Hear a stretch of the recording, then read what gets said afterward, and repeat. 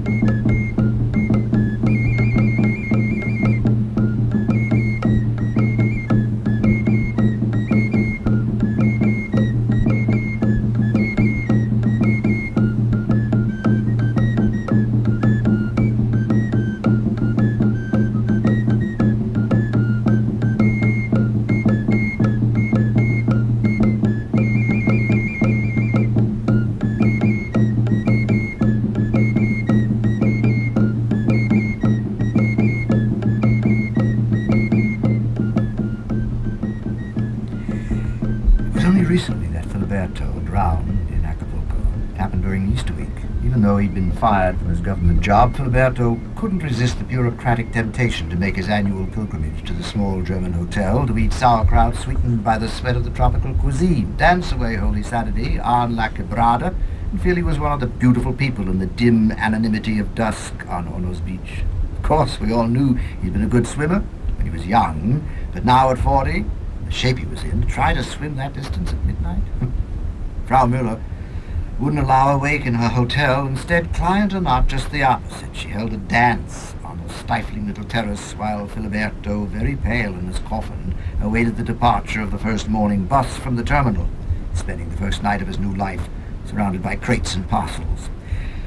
When I arrived early in the morning to supervise the loading of the casket, I found Filiberto buried beneath a mound of coconuts.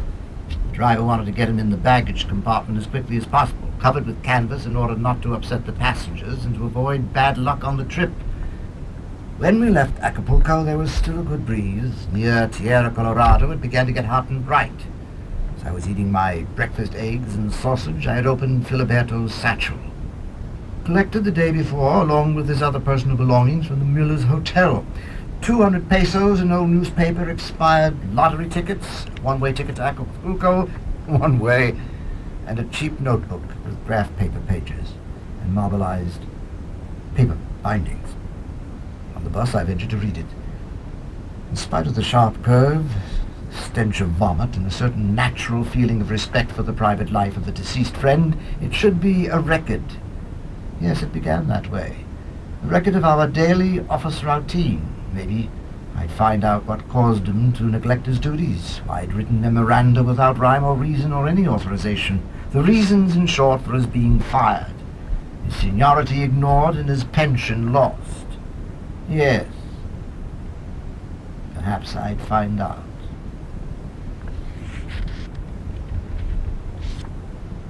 Today I went to see about my pension. Lawyer extremely pleasant.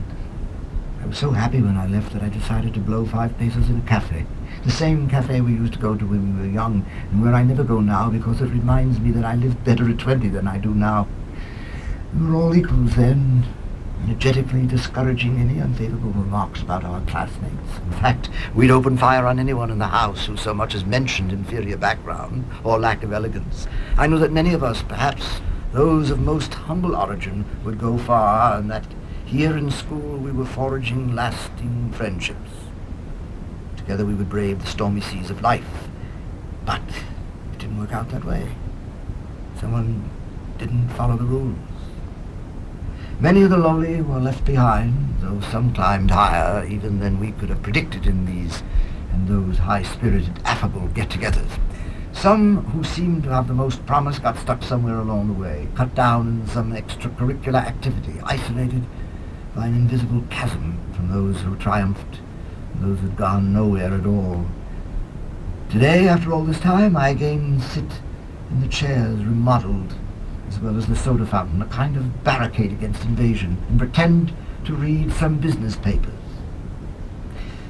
While I was reading, I saw many of the old faces, amnesiac, changed in the neon light, prosperous, like the cafe, which I barely recognized along with the city itself. They'd been chipping away at a pace different from my own. No, they didn't recognize me now and didn't want to. At most, one or two clapped a quick fat hand on my shoulder. "So long, old friend. How's it been going, eh?" Between us stretched the 18 holes of the country club. I buried myself in my papers. The years of my dreams, the optimistic predictions, filled before my eyes, along with the obstacles that had kept me from achieving them. I felt frustrated that I couldn't dig my fingers into the past and put together the pieces of some long-forgotten puzzle. One's toy chest is a part of the past, and when all's said and done, who knows where his lead soldiers went, his helmets and wooden swords? The make-believe we loved so much was only that, make-believe. Still, I'd been diligent, disciplined, devoted to duty. Wasn't that enough? Oh, was it too much? Often I was assaulted by the recollection of Rilke. The great reward for the adventure of youth is death. We should die young, taking all our secrets with us. Today, I wouldn't be looking back at a city of salt. In addition to this passion for corporation law, Pepe liked to theorize. He saw me coming out of the cathedral and we walked together towards the National Palace. He's not a believer. He's not content to stop at that. Within half a block, he had to propose a theory. If I weren't a Mexican, I wouldn't worship Christ, and... No, look, it's obvious. The Spanish arrive and say, adore this God who died a bloody death nailed to a cross with a bleeding wound in the side, sacrificed, made an offering. What could be more natural than to accept something so close to your own ritual, your own life? Imagine, on the other hand, if Mexico had been conquered by Buddhists. Believable that our Indians would have worshipped some person who died of indigestion.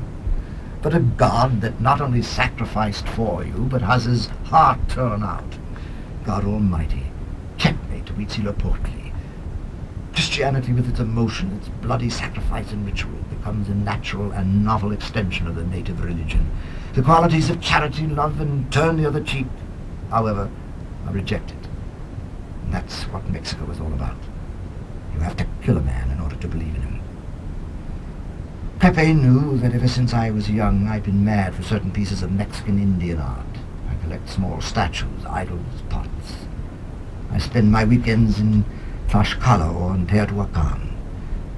That may be why he likes to relate to indigenous themes all the theories he concocts for me. Pepe knows that I've been looking for a reasonable replica of a Chac Mool for a long time.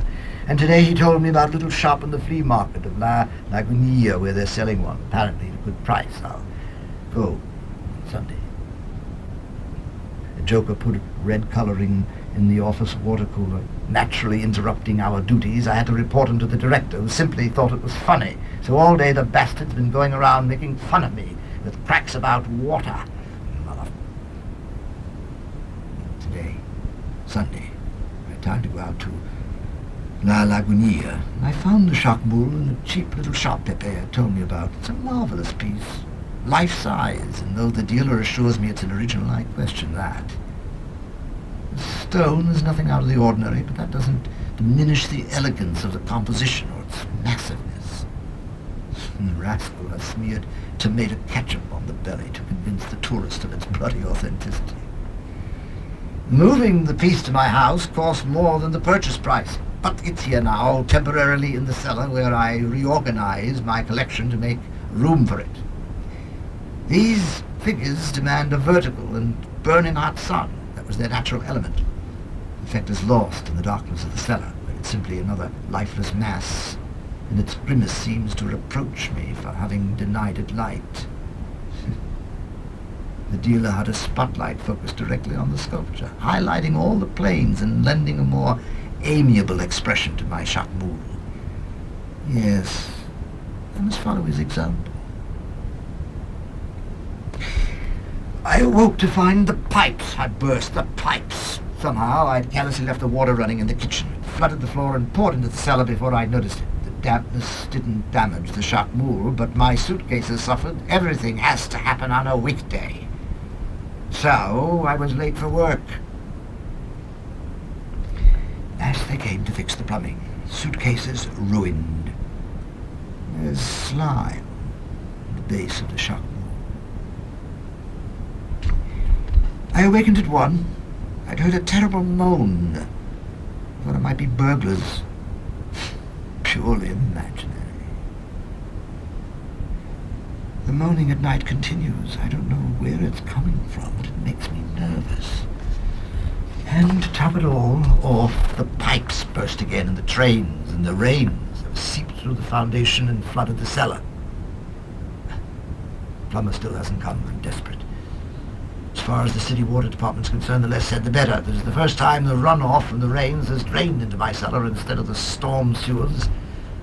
But the moaning stopped. That's a blessing. They pumped out the cellar. The Chac Mool is covered with slime. It makes him look grotesque. The whole sculpture seems to be suffering from a kind of green erysipelas, with the exception of the eyes. I'll scrape off the moss on Sunday. Pepe suggested I move to an apartment on an upper floor to prevent any more of these aquatic tragedies, but I can't leave my house. It's obviously more than I need, a little gloomy in its turn-of-the-century style, but it's the only inheritance, the only memory I have left of my parents. I don't know how I'd feel if I saw a soda fountain with a jukebox in the cellar and an interior decorator shop on the ground floor. Used a trowel to scrape the Chac Mool. The moss now seemed almost a part of the stone. It took more than an hour. It was 6 in the evening before I finished. I couldn't see anything in the darkness, and I ran my hand over the outlines of the stone. With every stroke, the stone seemed to become softer. I couldn't believe it. It felt like dough. That dealer in La Lagunier had really swindled me. His pre-Columbian sculpture is nothing but plaster, and the dampness is ruining it. I've covered it with some rags and will bring it upstairs tomorrow before it dissolves completely. The rags are on the floor. Incredible. Again I felt the Chac Mool. It's firm, but not stone. I don't want to write this. The texture of the torso feels a little like flesh. I press it like rubber. I feel something coursing through that recumbent figure. I went down again later at night. No doubt about it, the Chac Mool has hair. Hair on its arms. This kind of thing has never happened to me before. I found out my work at the office. I sent out a payment that hasn't been authorized, and the director had to call it to my attention. I think I may even have been rude to my co-workers. Oh, I'm going to have to see a doctor, find out whether it's my imagination, whether I'm delirious or what, and get rid of that damned Chac Mool. Up to this point, I recognized Filiberto's hand, the large rounded letters I'd seen on so many memoranda and forms. The entry for August 25th seemed to have been written by a different person. At times it was the writing of a child, each letter laboriously separated, other times nervous trailing into illegibility. 3 days of blank, and then the narrative continues. sounds so natural. And normally we believe only in what's real. But this is real, more real than anything I've ever known. A water cooler is real, a water cooler is real, more than real, because we fully realize its existence, or being, when some joker puts something in the water to turn it red. An ephemeral smoke ring is real. A grotesque image in a funhouse mirror is real. Aren't all deaths present and forgotten real? A man passes through paradise in a dream and is handed a flower as proof of having been there. And if when he awakens he finds this flower in his hands, then reality. One day it was shattered into 1,000 pieces, its head rolled in one direction and its tail in another, and all we have is one of the pieces from the gigantic body. A free and fictitious ocean, real only when it is imprisoned in a seashell. Until 3 days ago, my reality was of such a degree it would be erased today. It was reflex action, routine, memory, caprice. And then, like the earth that one day trembles to remind us of its power, of the death to come, recriminating against me for having turned my back on life, an orphaned reality we always knew was there presents itself, jolting us in order to become living present. Again, I believed it to be the imagination. The Chac Mool, soft and elegant, changed colour overnight. Yellow, almost golden. Seemed to suggest it was a god. At ease now, an ease more relaxed than before, the smile more benevolent. And yesterday, finally I awakened with a start, with the frightening certainty that two creatures are breathing in the night, that in the darkness there beats a pulse in addition to one's own. Yes, I heard footsteps in the stairway. Nightmare. Nightmare. Go back to sleep. I don't know how long I feigned sleep. When I opened my eyes again, it was still not dawn. The room smelled of horror, of incense and blood. In the darkness, I gazed about the bedroom until my eyes found 2 points of flickering, cruel yellow light. Scarcely breathing, I turned on the light. There was the Chac Mool, standing erect, smiling, ochre-coloured except for the flesh-red belly. I was paralyzed by the 2 tiny, almost crossed eyes set close to the wedge-shaped nose, the lower teeth closed tightly on the upper lip. Only the glimmer from the squarish helmet on the abnormally large head betrayed any sign of life. Chac Mool moved toward my bed. Then it began to rain. I remember that it was at the end of August that Filiberto had been fired from his job with a public condemnation by the director, amid rumors of madness and even theft. I didn't believe it. I did see some wild memoranda, one asking the secretary of the department whether water had an odor, another offering his services to the Department of Water Resources to make it rain in the desert. I couldn't explain it. I thought the exceptionally heavy rains of that summer had affected him, or that living in that ancient mansion with half the rooms locked and thick with dust, without any servants or family life, had finally deranged him. So, the following entries are for the end of September. Chac Mool can be pleasant enough when he wishes. Oh, the gurgling of enchanted water. He knows wonderful stories about the monsoons, the equatorial rains, the scourge of the deserts, the genealogy of every plant engendered by his mythic paternity. The willow, his wayward daughter, the lotus, his favorite child, the cactus, his mother-in-law. What I can't bear is the odor, the non-human odor emanating from flesh that isn't flesh, from sandals that shriek their antiquity. Laughing stridently, the Chac Mool recounts how he was discovered by Le Plongeon and brought into physical contact with men of other gods. His spirit had survived quite peacefully in water vessels and storms. His stone was another matter, and to have dragged him from his hiding place was unnatural and cruel. I think the Chac Mool will never forgive that. He savors the imminence of the aesthetic. I've had to provide him with pumice stone to clean the belly in a deal He didn't seem to like my question about his relation to Tlaloc, and when he becomes angry, his teeth, repulsive enough in themselves, glitter and grow pointed. The first days he slept in the cellar, since yesterday, in my bed. The dry season has begun. Last night, from the living room where I'm sleeping now, I heard the same hoarse moans I'd heard in the beginning, followed by a terrible racket. I went upstairs and peered into the bedroom. The Chac Mool was breaking the lamps and the furniture. He sprang towards the door with outstretched, bleeding hands, and I was barely able to slam the door and run to hide in the bathroom. Later he came downstairs, panting and begging for water. He leaves the faucets running all day. There's not a dry spot in the house. I have to sleep wrapped in blankets. I've asked him to please let the living room dry out. Chac Mool flooded the living room today. Exasperated, I told him I was going to return him to La Lagonia. His laughter, so frighteningly different from the laugh of any man or animal, was as terrible as the blow from that heavily braceleted arm. I have to admit it. I am his prisoner. My original plan was quite different. I was going to play with the Chac Mool the way you play with a toy. This may have been an extension of the security of childhood. But, who said it? The fruit of childhood is consumed by the years, and I hadn't seen that.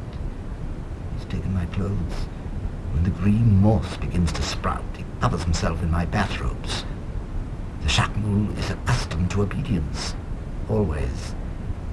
I, who have never had cause to command, can only submit. Until it rains. What happened to his magic power, eh? Until it rains, he will be choleric and irritable. Today I discovered that the Chac Mool leaves the house at night. Always, as it grows dark, he sings a shrill and ancient tune, older than song itself. Then everything is quiet. I knocked several times at the door, and when he didn't answer, I dared enter. The bedroom, which I hadn't seen since the day the statue tried to attack me, is a ruin. The odor of incense and blood that permeate the entire house is particularly concentrated here, and I discovered bones.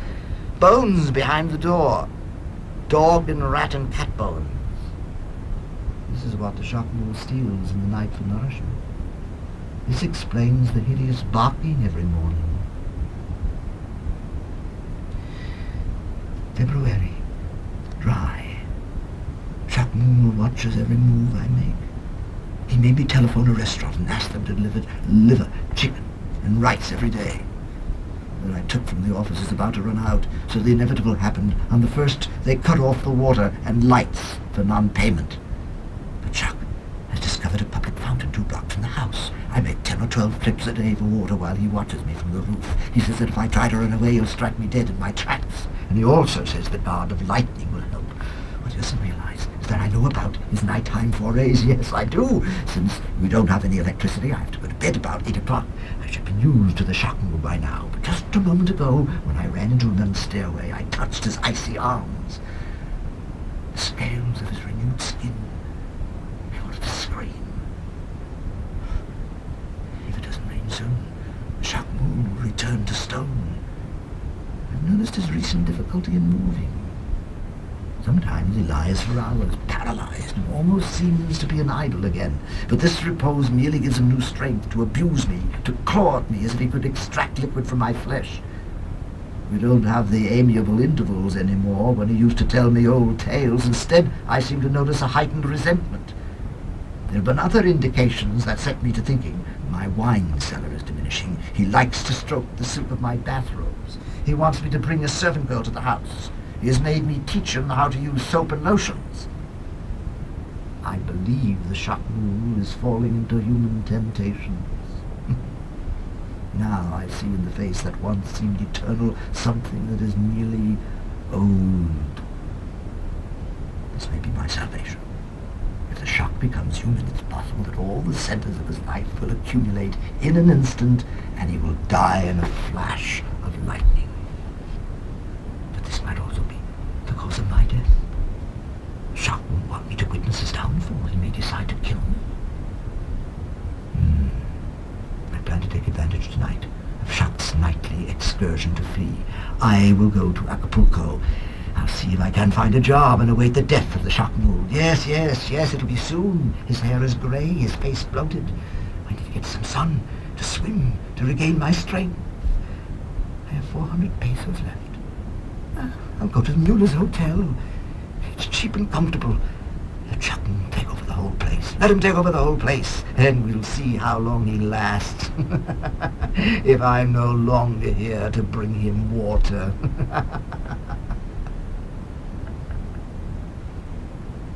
Filiberto's diary ends here. I didn't want to think about what he'd written. I slept as far as Cuernavaca. From there to Mexico City, I tried to make some sense out of the account, to attribute it to, well, overwork or some psychological disturbance. By the time we reached the terminal at 9 in the evening, I still hadn't accepted the fact of my friend's madness. I hired a truck to carry the coffin to Filiberto's house, where I would arrange for his burial. Before I could insert the key in the lock, the door opened. A yellow-skinned Indian in a smoking jacket and an ascot stood in the doorway. He couldn't have been more repulsive. He smelled of cheap cologne. He tried to cover his wrinkles with thick powder. His mouth was clumsily smeared with lipstick, and his hair appeared to be dyed. I'm sorry, I didn't know that Filiberto had... Oh, no matter. No matter. I know all about that. Tell your men to carry the body inside. Tell them to take it down into the cellar.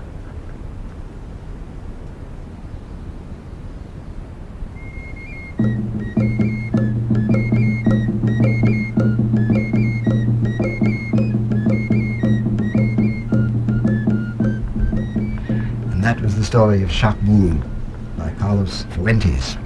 What can happen if you collect pre-Columbian art and don't know how to take care of it.